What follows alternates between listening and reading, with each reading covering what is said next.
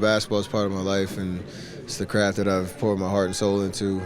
But sports and life are synonymous with the lessons that it teaches you, the confidence that it builds, and I think that's something that we can carry and hopefully inspire for athletes and non-athletes to find their full potential, have belief in themselves, be a part of something greater than themselves as well.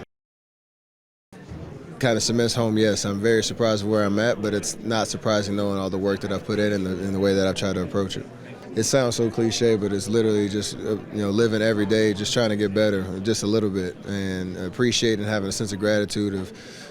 not just the experience that you have, but the people that you get to have it with, and the fact that I have so many of my old teammates, coaches. You'll see in the film. People that are part of the Davidson community, the community where in Charlotte where I grew up, and even now to the Bay Area, and me playing for the Warriors for 14 years. There's so many people that have been a part of this, and to hear the story from their vantage point as well, not just mine, and the ability to share that with the world that may not know a lot about the origin story of where I came from at Davidson and the things that I learned to help me get to where I am today. So excited to share it.